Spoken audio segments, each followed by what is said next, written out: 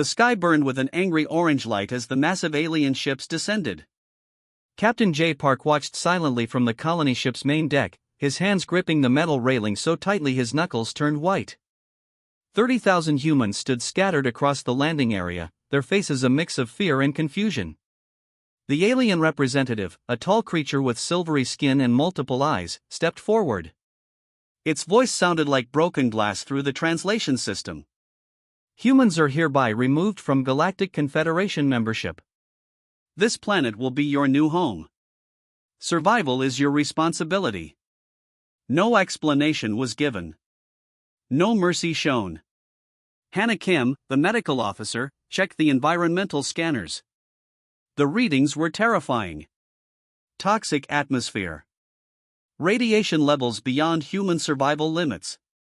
Minimal resources. No vegetation. No water sources visible.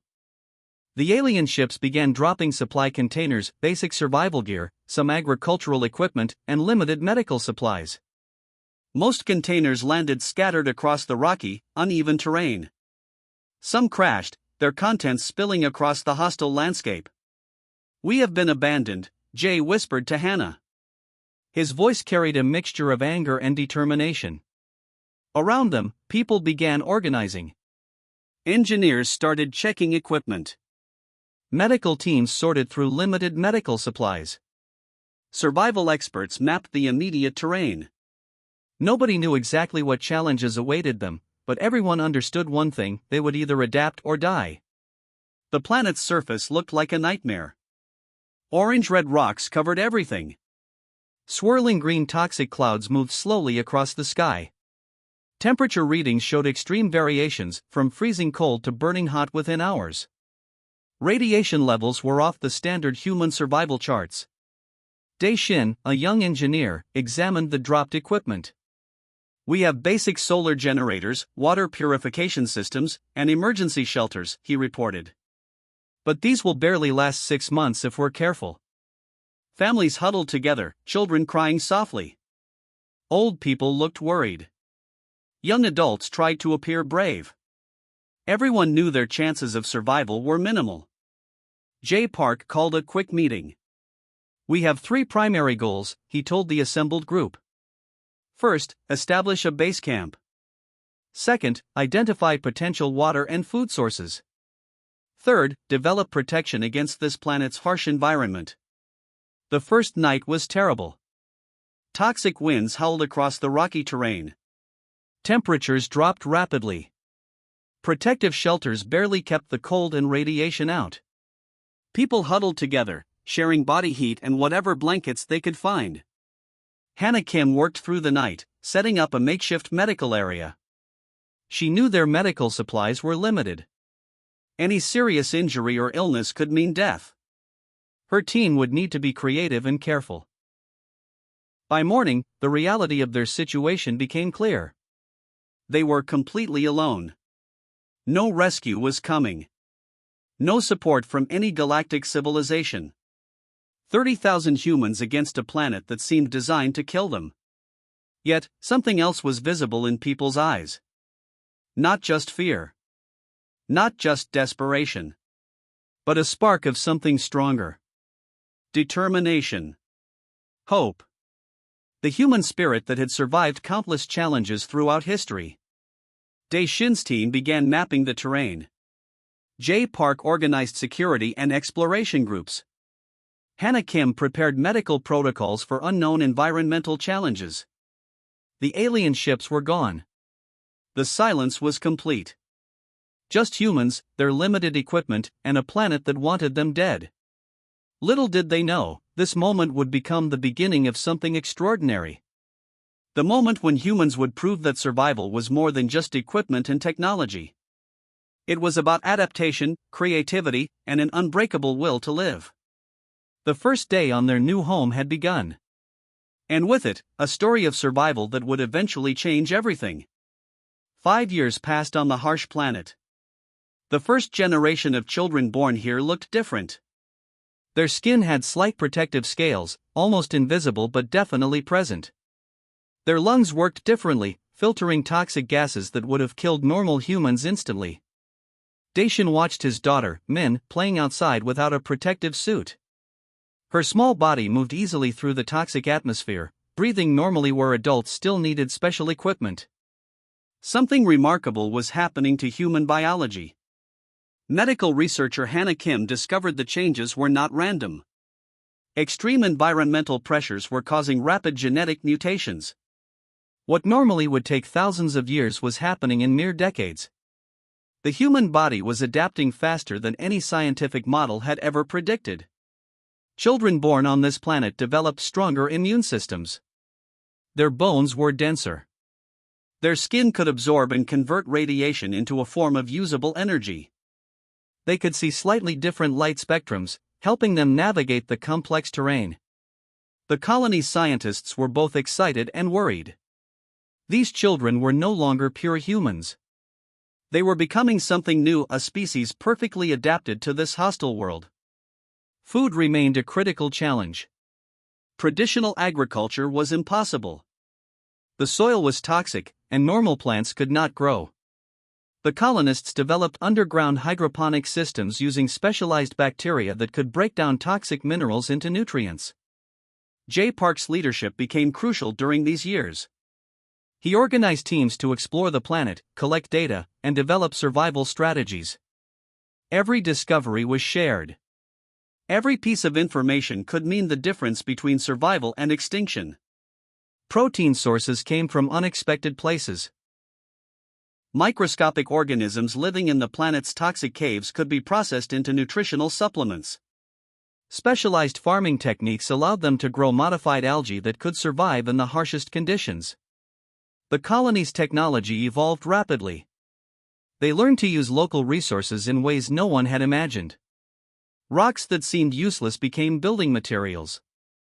Toxic gases were converted into energy. Nothing was wasted. Communication remained a challenge. The planet's radiation interfered with standard communication systems. They developed new communication technologies using quantum entanglement, allowing signals to pass through any environmental condition. Children like Min started showing extraordinary abilities. Some could sense environmental changes before they happened. Others developed enhanced healing capabilities. Their bodies were becoming living sensors, perfectly tuned to the planet's complex ecosystem. Medical treatments changed completely. Instead of fighting the planet's conditions, humans started working with them. Genetic therapies became common, helping each generation adapt more efficiently. The colony's population started growing. Where other species might have given up, humans found ways to thrive. Each challenge was met with creativity, determination, and an unbreakable spirit of survival. Daishin's research revealed something even more fascinating. The mutations were not random. They followed a specific pattern, as if the human body was deliberately redesigning itself to survive. Evolution was happening at an unprecedented speed. By the 10th year, the colony looked nothing like the original group of 30,000 humans who had been abandoned. They were becoming a new species, stronger, more adaptable, perfectly suited to their environment. Hannah Kim often reminded everyone that this was more than just survival. This was transformation. Humans were not just adapting to the planet. They were becoming part of it.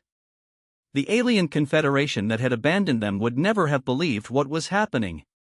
The genetic waste they had discarded was becoming something extraordinary.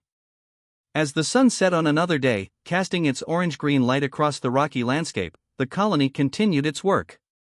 Children played outside. Scientists studied new mutations. Engineers developed new technologies. They were no longer just survivors. They were pioneers of a new kind of human existence. And their journey was just beginning. In the distance, something moved across the toxic landscape, a group of children, their modified bodies moving easily through an environment that would have killed their ancestors within minutes. A testament to human resilience, adaptation, and the incredible power of survival. Daishin stared at the small device in his hands. It looked like nothing more than a metallic chip, but it represented years of research and countless failed attempts. This nanotechnological implant could potentially reshape human cellular structures in ways never before imagined. The underground research facility hummed with quiet intensity. Screens displayed complex genetic maps and biological simulations. Outside, the toxic planet continued its endless cycle of radiation and harsh winds. Min, now a young scientist like her father, ran the final tests. Her modified eyes could see cellular changes that normal human vision would miss. The implant could potentially allow humans to absorb radiation as energy, convert toxic gases into breathable oxygen, and regenerate damaged tissues within hours. "It works," she whispered, her voice filled with excitement and disbelief. The first human trials began carefully. Volunteers from the colony understood the risks. They had already survived abandonment. A potentially dangerous medical experiment seemed minor in comparison. Within weeks, the results were extraordinary. Test subjects could survive in previously lethal environmental conditions. Their bodies transformed at the cellular level, creating adaptive mechanisms that defied previous understanding of human biology. The underground cities became a marvel of engineering. What started as simple survival shelters had transformed into living, breathing ecosystems. Each section was a carefully designed environment that could adapt to changing planetary conditions. Energy generation became revolutionary. They discovered ways to harvest energy from the planet's toxic atmosphere. Machines converted radiation into power. Gases that would have killed humans became fuel sources. Communication technologies pushed beyond known boundaries. Quantum entanglement allowed signals to pass through any environmental condition. Information could be transmitted instantly, breaking down the isolation that had defined their early years. Jay Park, now older but still leading, watched the developments with a mixture of pride and wonder. The colony was no longer just surviving. They were creating something entirely new. The nanoimplants had unexpected side effects. People could now sense environmental changes before they happened. Their bodies became living sensors, connected to the planet in ways no one had predicted. Medical treatments transformed completely. Injuries that would have been fatal now took hours to heal. Genetic therapies became as common as taking vitamins. Each generation became more adapted, more powerful. Manufacturing changed dramatically. They could now create materials that adapted to environmental conditions. Buildings could reshape themselves. Clothing could modify its properties instantly. Nothing was fixed. Everything was fluid. Min discovered something even more remarkable. The technological adaptations were not just external. They were changing human consciousness. People could now share information directly through neural networks. Thoughts could be transmitted as easily as words. The alien confederation that abandoned them would never have believed what was happening. The genetic waste they discarded was becoming something beyond their comprehension. Daishin's original implant had become something much more. It was the first step towards a complete redesign of human potential. No longer were humans limited by their biological constraints. As years passed, the colony became less of a human settlement and more of a living organism. Technology and biology merged. Humans became something new, part organic, part technological, perfectly adapted to their environment. The toxic planet that was meant to be their death became their greatest opportunity. Every challenge was met with creativity. Every limitation was broken. Children born during this time were unlike any humans in history. Their bodies were living technologies. Their minds could process information at speeds that would have seemed impossible just decades earlier.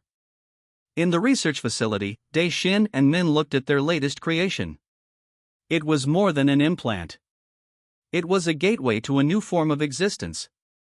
Humans were no longer just survivors. They were architects of their own evolution.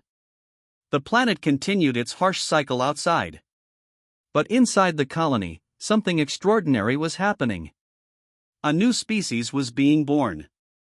A testament to human creativity, resilience, and the incredible power of adaptation.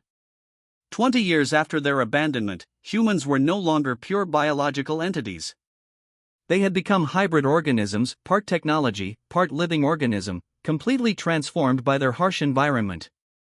Una Park, daughter of the original colony leader, stood on the observation deck of their first interstellar spacecraft. Her body looked human, but beneath her skin, complex nanotechnological systems constantly adapted and modified her biological structure. The ship itself was unlike any spacecraft previously conceived. Its materials could reshape themselves, absorbing and converting radiation, healing damage instantly. Traditional metal and plastic were replaced by living, responsive technologies that thought and responded like organic systems. Exploration teams had developed extraordinary capabilities. They could survive in environments that would destroy standard biological life. Their modified bodies could withstand extreme temperatures, breathe toxic atmospheres, and regenerate damaged tissues within minutes. Communication happened differently now. Team members could share thoughts and experiences directly through neural networks. A single mission could feel like a collective consciousness, with each member experiencing the same sensations simultaneously. Their spacecraft designs defied known physical limitations. They could bend spatial dimensions, travel through hostile environments, and communicate using quantum entanglement. Traditional propulsion systems seemed primitive compared to their technological innovations. The first exploration missions revealed something remarkable. Where other species saw challenges, humans saw opportunities. They didn't just explore, they integrated with new environments, adapting and transforming them. Genetic modifications allowed humans to modify their physical forms based on mission requirements. Need to survive in extreme cold? Their bodies would adjust. Required to work in high radiation environments? Cellular structures would automatically protect and convert harmful energy. Daishin, now an elder scientist, watched these developments with pride. The colony that was once abandoned had become something extraordinary. They were no longer victims. They were pioneers of a new form of intelligent life. Their technological capabilities went beyond physical adaptation. They could create entire ecosystems within their spacecraft. Artificial environments that could support life, generate resources, and adapt to changing conditions became standard. Una's team discovered abandoned alien technologies during their explorations. Where other species might have struggled to understand these systems, humans could quickly integrate and improve them. Their adaptive technologies allowed them to reverse engineer complex machinery within hours. The neural networks became more sophisticated. Team members could now share not just thoughts, but complete sensory experiences. A mission could be experienced collectively, with each member understanding every detail simultaneously. Reproduction changed dramatically. Children were no longer simply born, they were designed. Genetic potential could be carefully selected and modified. Each generation became more advanced, more adapted to technological integration. Their spacecraft moved like living organisms through space. Traditional concepts of piloting disappeared. The ship became an extension of the crew's collective consciousness. Navigation happened through thought, not mechanical controls. Medical technologies reached unprecedented levels. Diseases could be identified and eliminated before they could take hold. Aging became a manageable process. The human lifespan expanded dramatically. Una understood they were no longer just humans. They were a new form of intelligent life, flexible, adaptive, constantly evolving. The harsh planet that was meant to destroy them had instead created something extraordinary. As their first exploration mission continued, the team understood they were writing a new chapter of existence. They were not just surviving. They were transforming the very concept of what intelligent life could be. The toxic planet that once seemed like a death sentence had become their greatest gift. Through challenges and adaptation, humans had discovered their true potential, a potential that stretched far beyond their original biological limitations. In the vast darkness of space, their spacecraft moved silently. A testament to human resilience, creativity, and an unbreakable spirit of survival. They were no longer just a colony. They were the architects of a new form of existence. And their journey was just beginning. The massive conference chamber fell silent when the human delegation entered. Una Park walked with a calm confidence that seemed to unsettle the alien representatives from the Galactic Council. 30 years after their abandonment, humans looked nothing like the species that had been dumped on a toxic planet. Their bodies moved with a fluid grace that suggested something more than organic life. Each human delegation member carried technologies integrated directly into their biological systems. The alien representative who had originally condemned humans spoke first. "You were considered genetic waste," it said, its multiple eyes blinking in confusion. "How did you survive?" Una smiled. A smile that carried decades of struggle, adaptation, and transformation. She didn't need to speak. Her team's neural network activated. Complex data streams projected holographic representations of their evolutionary journey. The aliens watched in shock as they saw how humans had transformed a death sentence into an opportunity for unprecedented growth. Their spacecraft technology was beyond anything the Galactic Council had ever seen. Vessels that could bend spatial dimensions, communicate through quantum networks, and adapt to any environmental condition. What was once a small colony ship was now a fleet of living technological organisms. The humans demonstrated capabilities that seemed like magic. They could convert radiation into energy. Their bodies could heal instantaneously. Their minds could process information at speeds that made alien computational systems look primitive. "We were not destroyed," Una said simply. "We evolved." The alien representatives realized something terrifying. The species they had considered worthless had become the most adaptive intelligent life in the galaxy. Humans had not just survived, they had transcended their original biological limitations. Neural projections showed how they had transformed their toxic planet into a thriving ecosystem. How they had developed technologies that could regenerate entire planetary environments. How they had turned genetic challenges into evolutionary advantages. Some alien representatives looked afraid. Others looked fascinated. A few seemed ready to negotiate. Una understood their reaction. Humans were no longer just another species. They were a technological marvel that rewrote the understanding of intelligent life. Their journey from abandoned colonists to galactic pioneers was complete. The conference lasted hours. Humans didn't demand revenge. They offered collaboration. Their technologies could help repair damaged ecosystems. Their adaptive capabilities could solve problems that had challenged galactic civilizations for centuries. When the meetings concluded, the Galactic Council understood one fundamental truth: humans were no longer the species they had known. They had become something extraordinary. Outside the conference chamber, human ships waited. Living technologies that could think, adapt, and transform.